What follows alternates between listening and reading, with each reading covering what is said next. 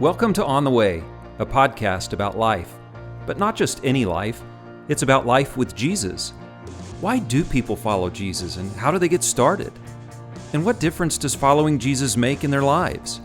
Before Christians had a name, they were known as people of the way, people who followed Jesus' teachings. People have been on the way for nearly 2,000 years now. During the podcast, we explore the ways that people become followers of Jesus and why, and what difference following Jesus makes in their lives. On the Way is produced by the Baptist Standard, a donor-supported provider of news, opinion, and resources for living like Jesus. I'm Eric Black, editor of the Baptist Standard. I'm glad you're with us today. My interview with Joshua was recorded prior to the coronavirus pandemic when we were able to meet face-to-face. He and I sat in the same room and talked with each other. He was also a graduate student at Baylor University's Truett Theological Seminary, from where he has since graduated. All right, today on the On the Way podcast, we have with us Joshua Sharp. He's a student at Truett Seminary at Baylor University, and he's one of our Voices contributors in the op-ed section of the Baptist Standard. We're glad to have you with us, Joshua. It's a privilege to be here. Thank you, Eric. Yeah. Tell us some more about what you're doing at Truett. Well, Lord willing, I will hopefully be graduating here in May. I've been attending Truett, working on my Master of Divinity since August of 2017, and I'm just taking my last two classes in the degree program this spring, and I will hopefully graduate in May and go on to hopefully become a pastor somewhere. And in addition to the coursework that I'm doing, I work in the Office of Ministry Connections under Jack Bodenhammer and Matt Homeyer's supervision. I'm also Dean Todd Still's graduate assistant. I'm also very heavily involved at the First Baptist Church of Waco. I help teach one of our Sunday school classes, and I help co-lead one of our community groups for college students. All right. So that's what you do on Saturday and Sunday. What about Monday through Friday? Monday through Friday, Yeah. I try to sleep. Okay. All right. Good. So the focus of On the Way podcast is why people follow Jesus. How in the world does a person become a follower of Jesus? And then what difference does that make in that person's life? And so you're in seminary, so we would assume that at some point you became a follower of Christ. Mm-hmm. Tell us more about that. Yeah, so I sort of have an interesting journey on the way with Jesus Christ. So I was raised in a Christian home. My parents were missionaries in the country of Mexico for 6.5 years. So I was hearing about Jesus before I'd even left the womb. You know, from the moment I had consciousness to understand what was being said, I was hearing about Jesus, hearing about the gospel, about the local church, and about, you know, God's love for me, how Jesus died on the cross for my sins. And so I don't really ever remember a time in my childhood when I didn't believe in Jesus. It was just something I was raised to believe and that I just accepted from the beginning. There were multiple points in my childhood when I prayed the prayer, so to speak, did it a couple times just to make sure. I was baptized as a believer at age 12 in Buffalo Prairie Baptist Church in Montreal, Missouri. However, I have not consistently walked with Jesus since I was born. When I was a senior in high school, I had a crisis of faith. Just numerous doubts and questions began to pile up, and I ended up rejecting Christianity, walking away from the church for a little while. I didn't believe in God anymore. I considered myself an agnostic and then eventually an atheist. But that path led me to a very dark place emotionally and mentally. I just spiraled down into deep unhappiness, bitterness, and loathing both towards myself and towards many other people. And eventually it all just came to a head and I couldn't take it anymore. And I cried out to the Lord and I said, God, if you're real, give me something. Give me anything, because I can't keep going on like this. And when I said that prayer, so to speak, you know, in response, as John Wesley once put it, I felt my heart strangely warmed, and suddenly I was following Christ again. I believed in Jesus again, and you know, it was a very good feeling, a very encouraging feeling, a sense of warmth and reassurance, and just with a snap of the fingers, it felt like everything had made a complete 180 in my life, in my faith, in my attitude towards others. And after that, I ended up going to college at Southwest Baptist University in Bolivar, Missouri, double majored in psychology and Christian studies, and felt the call to become a pastor. And so I came to Truett Seminary. All right. We're going to take a sponsor break, and we'll be right back. Since 1952, South Texas Children's Home Ministries has focused on healing hearts and sharing hope. Their 9 ministries focus on helping hurting children and families, all regardless of an individual's ability to pay. To find out more, visit www.stchm.org. What were some of those questions that you were wrestling with when you had that crisis of faith? I mean, the big one that I think most people have to deal with at some point is the perennial question, if God is all good and God is all powerful, how can there be so much obvious evil in the world? Both, willful human sin, but also like what we would call natural evil, just natural disasters that appear to happen for no reason, that kill countless people. And if God is all good and all powerful, why does all of this happen? Why does all of this evil exist in the world when God is capable of stopping it and seems like he should want to stop it? So that's one of the big questions. Yeah, that's not a question you can just brush off. No, it's not. It's not. And that was a big question that loomed in the background. But interestingly enough, that really wasn't the straw that broke the camel's back. I think the biggest questions that I wrestled with that eventually led me to just decide to reject it all were questions about the reliability of the Bible, whether or not it should be considered God's word and authoritative for faith and practice.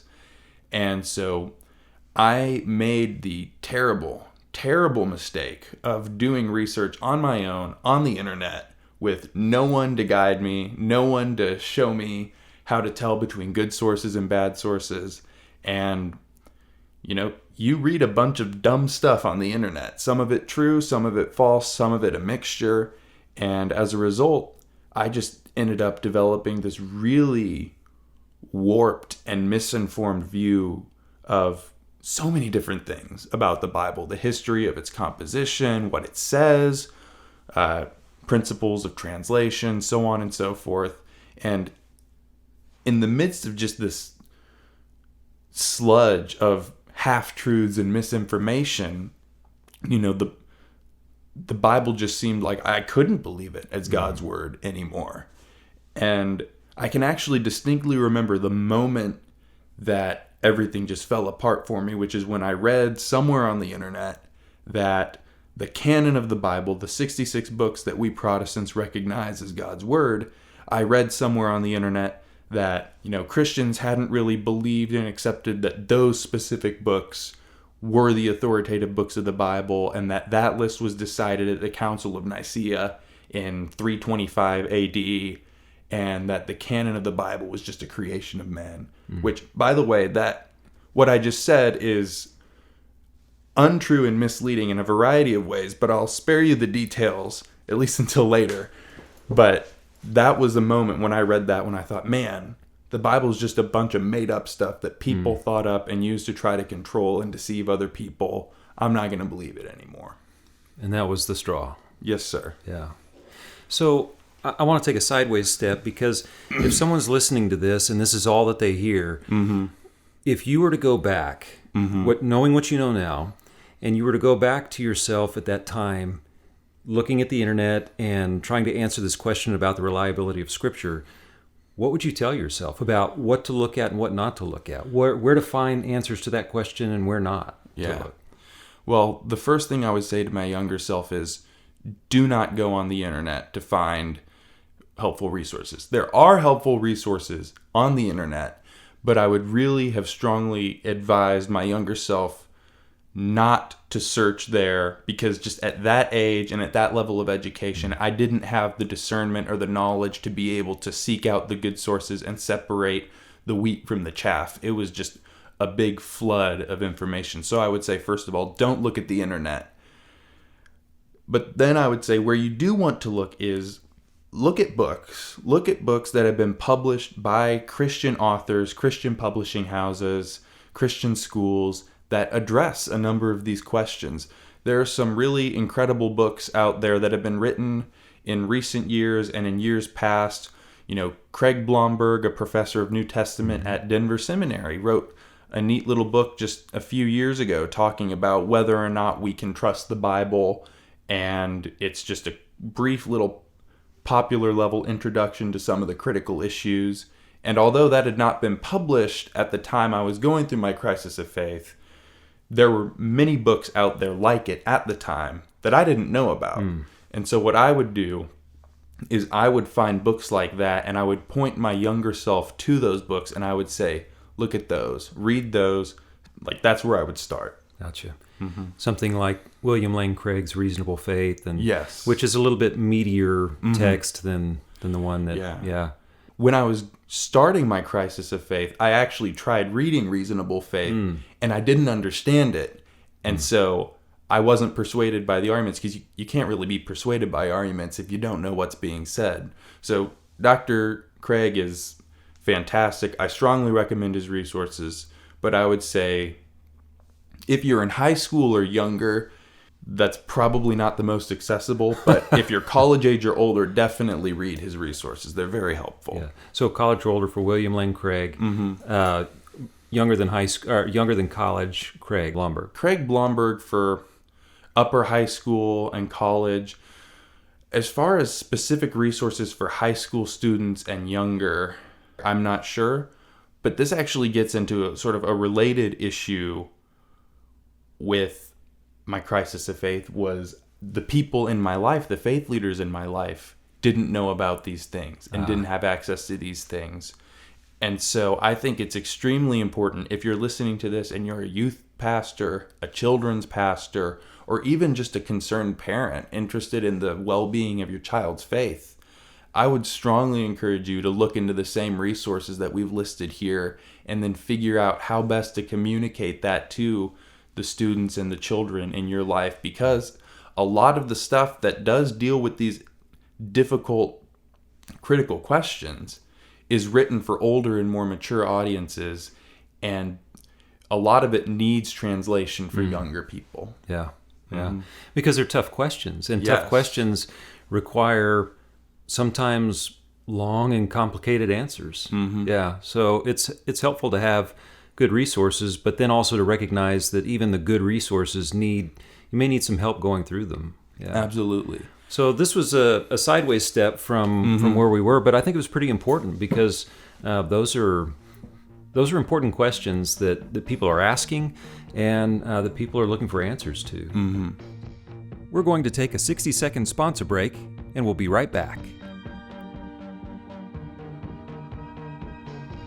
High Ground Advisors has a 90-year history of providing investment management and planned giving solutions to churches, faith-based organizations, and charitably minded individuals dedicated to transforming lives.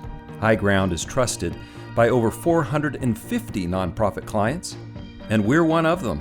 High Ground has partnered with Baptist Standard for over 70 years by offering a comprehensive charitable giving and investment solutions model, which includes asset management, planned giving education and development, account support services, real estate and minerals management, and expert legal consultation. High Ground and the Baptist Standard share similar values, such as serving those who are called and dedicated to transforming lives and being a trusted caretaker of legacies. They also value good stewardship, helping those who desire to be good stewards of their financial resources to find creative giving solutions to fulfill that calling. They know what they do to protect, strengthen, and grow our mission is ultimately in service to the gospel. To learn more about how High Ground Advisors can partner with you or your organization, visit their website at highgroundadvisors.org. So I want to back up again. A little bit ago, we took a sideways step. Now I want to take a backward step. Okay. So you have this crisis of faith, and you go through this period of time where you have these really profound questions. You're looking for answers for them, and you're not finding satisfactory answers. So you basically end up sort of at the end of your rope, in a manner of speaking, and you call out to God. God responds to you, and you have this warming, and you become a follower of Christ. You give yourself to Christ. So at that point, what happened between there and graduation from Southwest Baptist in Missouri, where you said, I want to go to seminary? Mm-hmm. When I started out at Southwest Baptist University, I was actually an English major. I was hoping to go into journalism to make my living, writing for a newspaper or a web publication or something like that. And within a week of starting at SBU, I changed my mind and I decided to explore other possible majors. And when I was in high school, before my crisis of faith, I had gotten really involved at my church and at my youth group, and I thought, maybe I'd like to potentially be a pastor one day. And when my crisis of faith came along, that sort of that ship sailed, but then it came back. Okay. And I thought, I'm going to give the biblical studies major a try. And so I switched to a biblical studies major, and then started looking through the course offerings there, started talking to different professors and advisors, changed my major, I think, a couple more times, and eventually settled on a double major in psychology and Christian studies just to get a wide, diverse undergraduate education. But my Bible classes, my Bible and theology classes, they made Scripture and God's truth come alive for me in a new way that I'd never experienced before in my life. And as I was studying and as I was sitting in class, listening to lectures, doing readings, I just couldn't shake this feeling that I need to share this with people. I need to talk to people about this.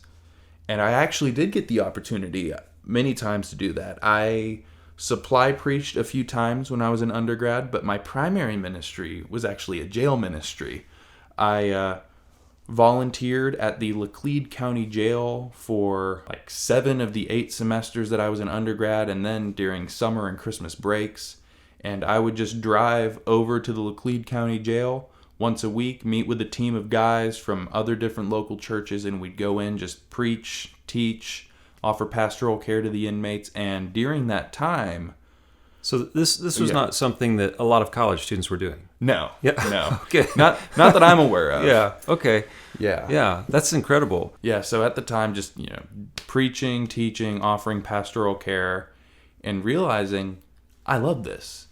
It's not just something interesting. I truly love this and enjoy doing this more than my regular job.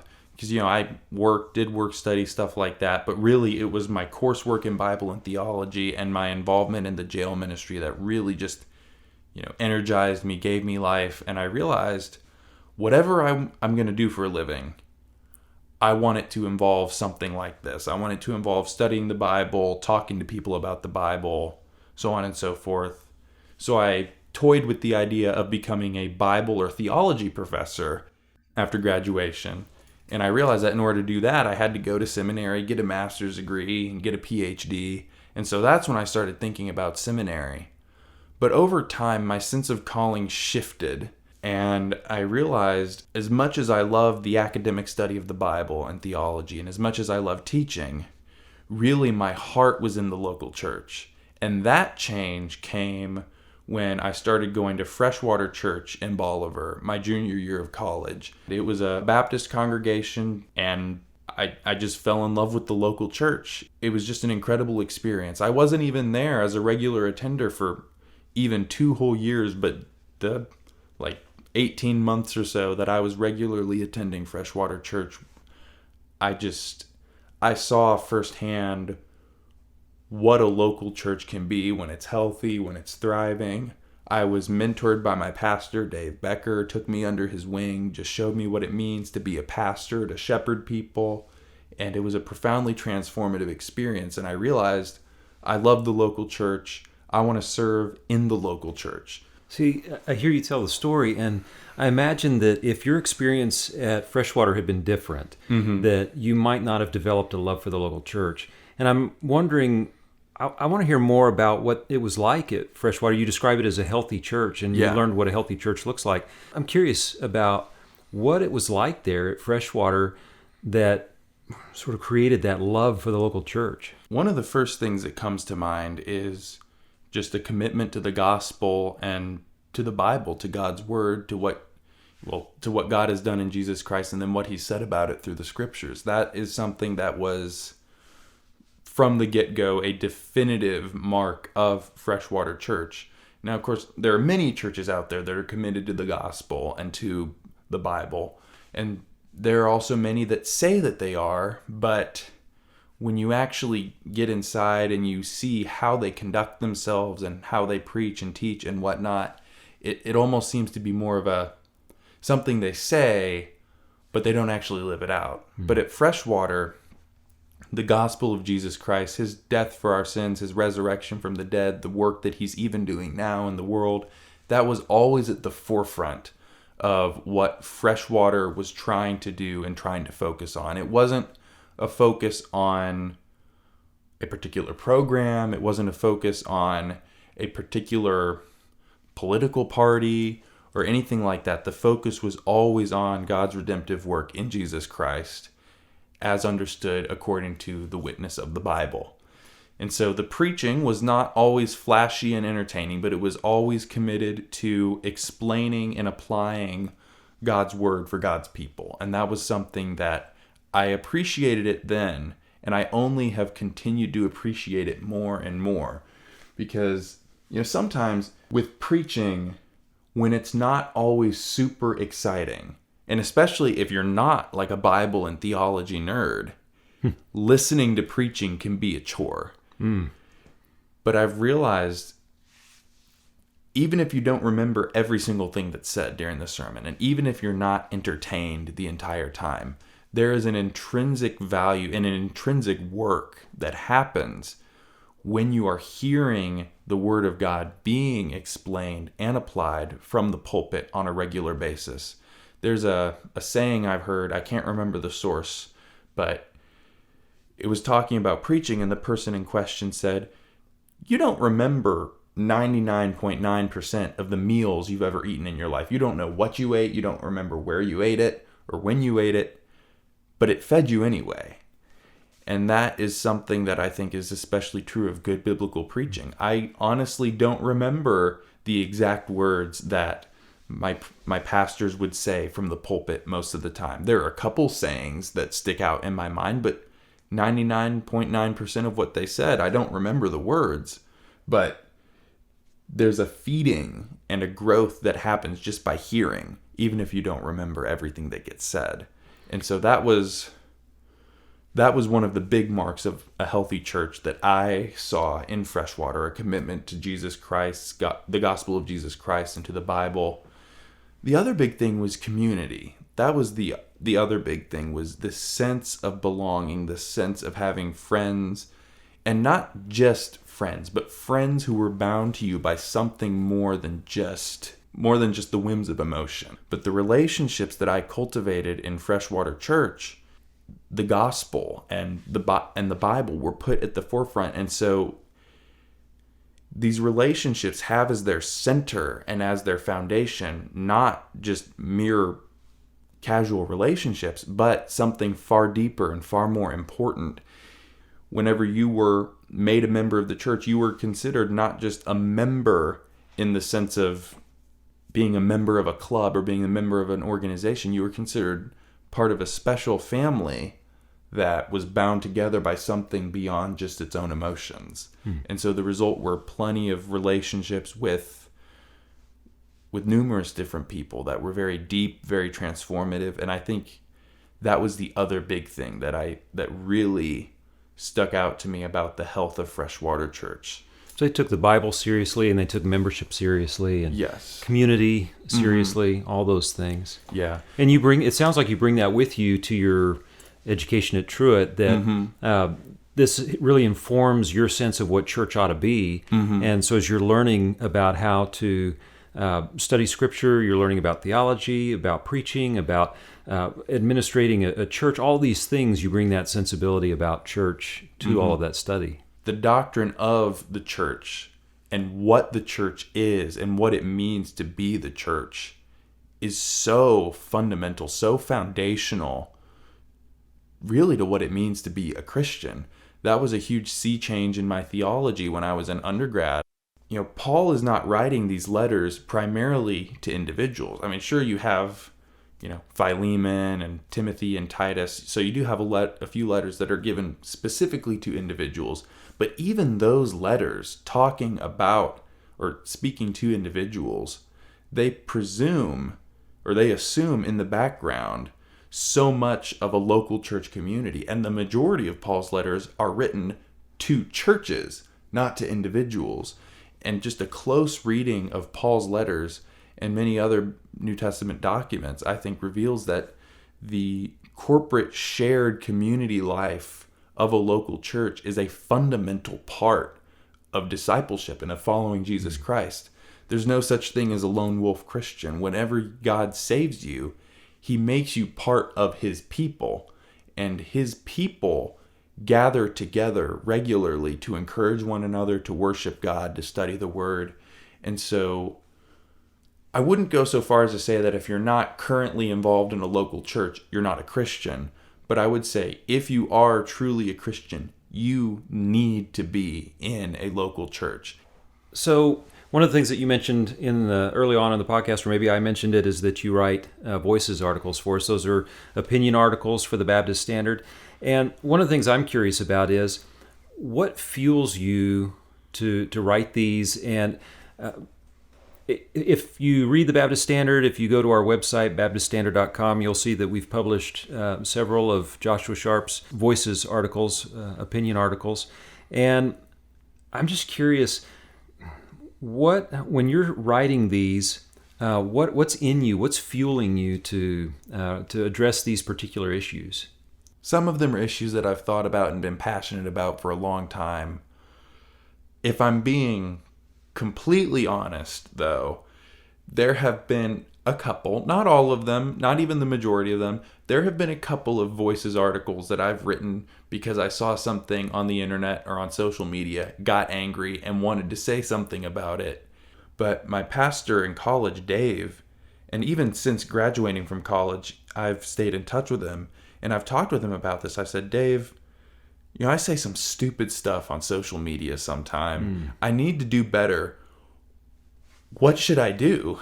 And he said, I think you're right to recognize that sometimes you go too far on social media, but sometimes you say stuff that's true. You might not always say it the best way, but you say it.